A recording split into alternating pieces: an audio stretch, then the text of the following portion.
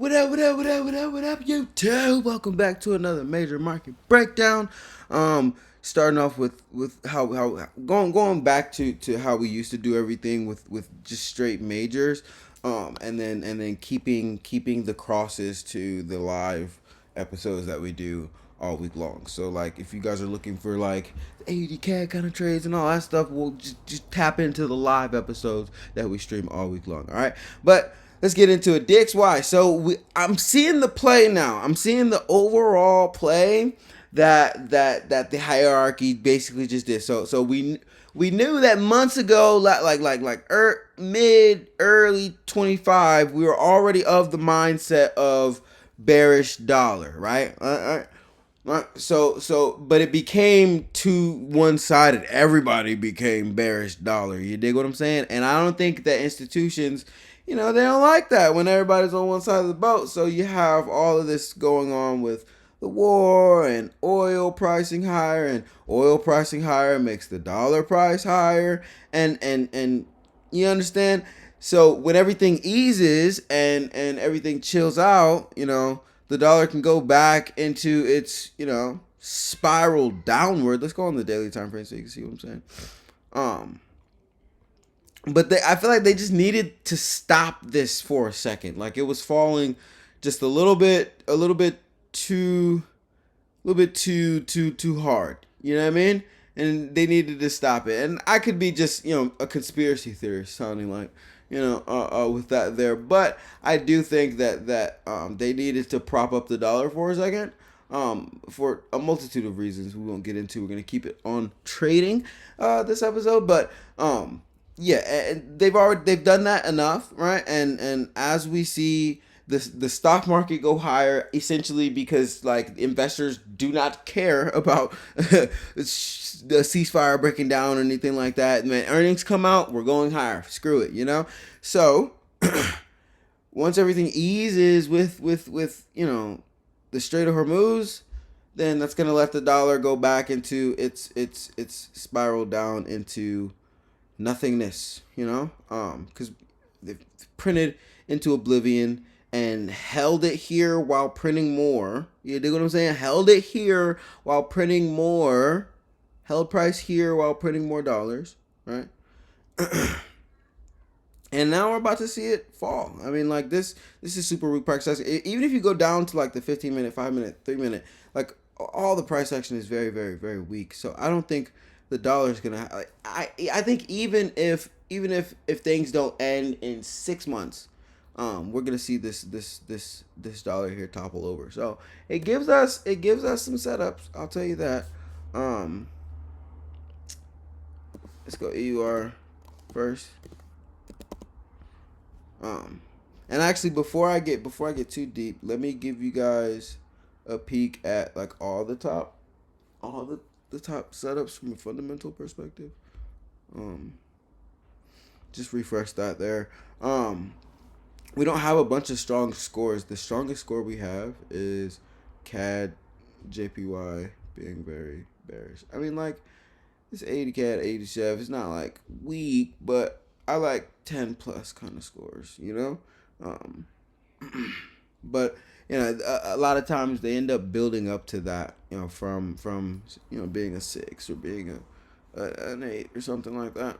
Um, but let me hold on. Everything is so neutral, and markets are teetering, but I feel like those are some of the best opportunities when things are kind of like a little bit of nothingness out there. I mean, like we have what Michigan consumer unemployment rate, NFP, all that is done for what's coming up. Okay, we have inflation rate coming out. Core. Okay, so a bunch of inflation data coming out. I think that's gonna PPI is coming out. Retail sales coming out. All right, I don't think any of this is gonna come out good for the dollar. If I'm being honest, I don't think any of that is gonna come out good for the U.S. dollar.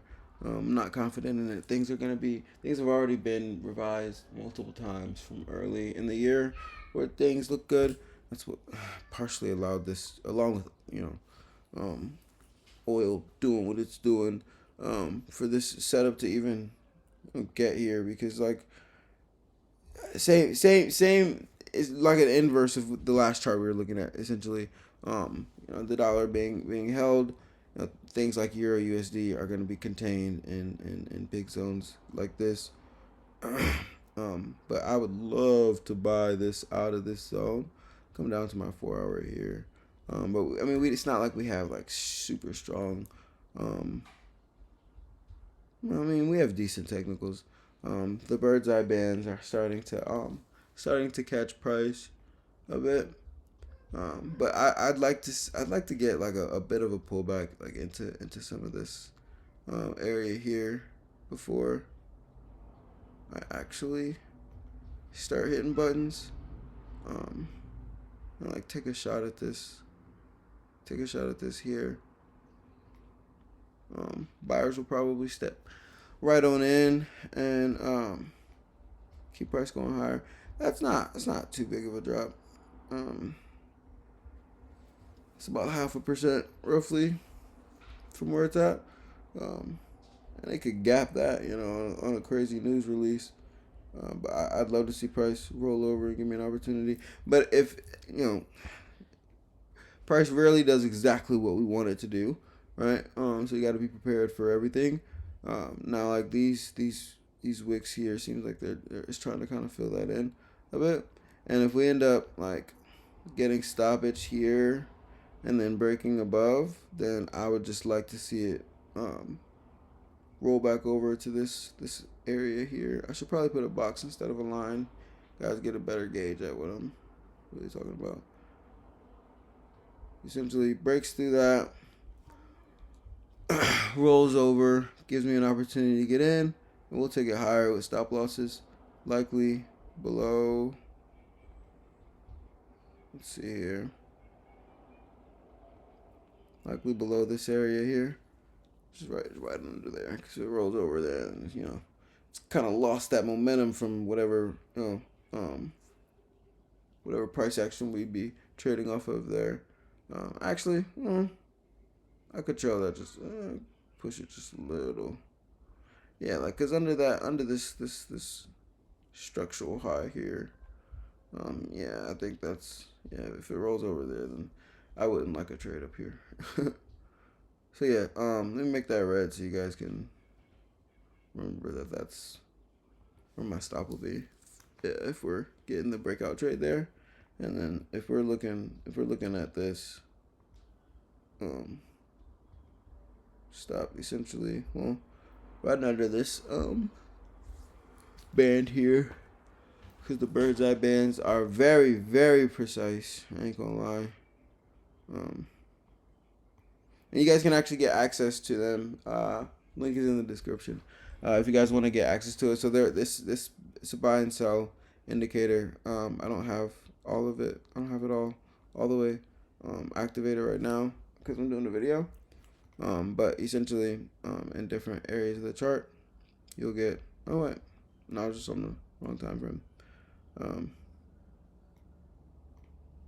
it exited a sell here. No, it exited a buy. So essentially, if it fires off a buy, and then it fires off a sell, the sell is closing that previous entry, essentially there.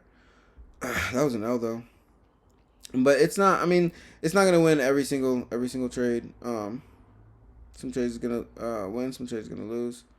But this right here, I'm not actually on a real account.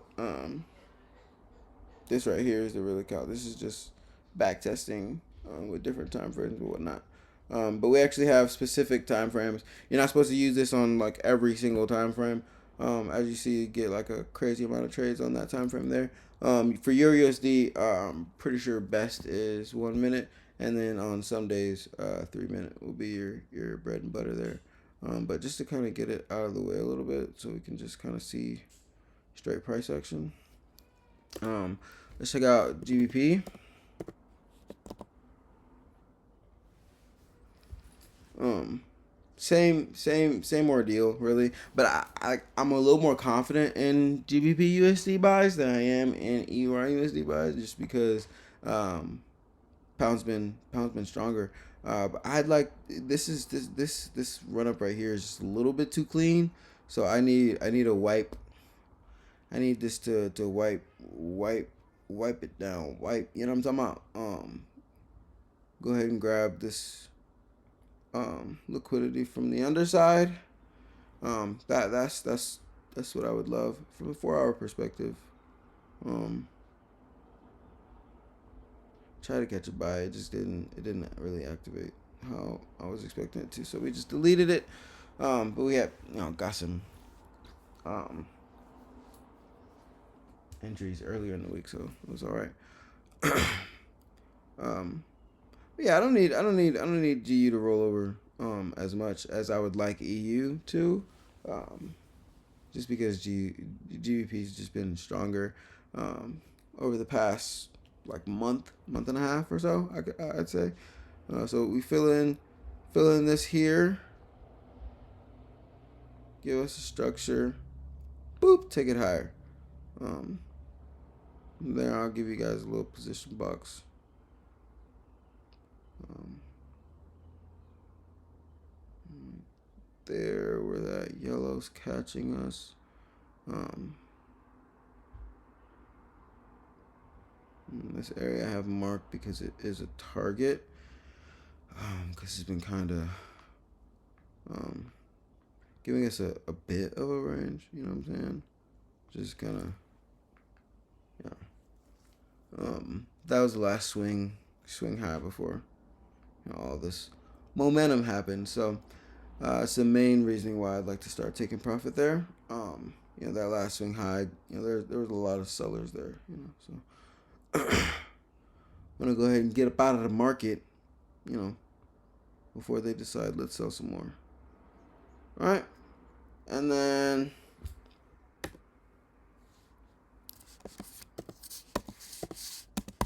AUD USD. I like just as much as GU, if I'm being honest. To the upside here. I don't need still not as much of a pullback I'd like as with Euro. Um, but definitely a little bit more than what I want to see on GU. You know what I mean? Come down to my hourly here, give you guys a little bit of a closer look. Um,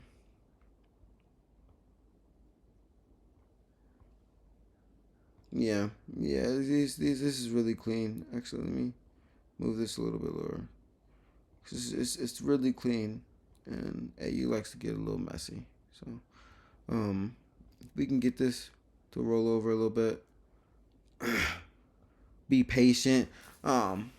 It's probably not gonna happen until like Monday night, maybe Tuesday morning, the overlap, something like that. Um, but I can't say for certain right now. We're just gonna kind of watch price action and see. And then when it does get into these zones, I'm gonna head over here to the bird's eye tool, my favorite, built by myself, and then I'm just gonna type it in. And if it says bullish momentum incoming, it's going to be an extra confirmation for me to go ahead and hit that buy button. So I got the bird's eye tool, right? I got the bird's eye bands, right? And Harmony's going to be watching it. So quite a few of our tools are going to be watching these markets. Our whole ecosystem is built so that folks can have essentially a good look at what we have to offer. Essentially, like the video cut out, but it's fine. I made sure that it didn't delete everything, so it's all right. But what I was saying was that all the tools that we have are built to make it so that it's easier to view the markets from a high level. You know what I'm saying? You can understand what's going on precisely. You dig what I'm saying? So from the education to the tools to the indicators to the automation, it's all just to make trading and investing easier. You know what I'm saying? Of course, you can make all the same money without any of the fancy tools and whatnot, the dads, but it may take a little longer and it may take up more of your time, right? So software developers like me build these tools so that you guys can take more of your time back, right? We're traders so that we can be on our own time, right? That's the essence of being your own boss, right? Being on your own time. But if you're glued to a chart for so many hours, are you really on your own time, or are you on the market's time, right? So just a little food for thought, all right. But let me get back into this and stop giving y'all the philosophy for a second. Let's check out Nas. Just a freaking, oof, just leaving us. We have not had an opportunity to trade this at all. You see this alert that I have. I don't know if you guys can see it super clearly, but I have an alert right here, right, and it's essentially where I wanted to try to get in. And Price was like, "Nah, man, I'm out of here. I'm out of here. I don't know about you. You should have just bought." No, it's FOMO talking, and you can't really FOMO this market. You FOMO this market, you're gonna get crushed. So we gotta be patient. See if we can wait for a pullback. Where are we at from a fib perspective, right? Um, we throw a fib on this real quick. Um, yeah, see, like I don't know, like a 38, a 38 looks nice. I'll get in on a 38.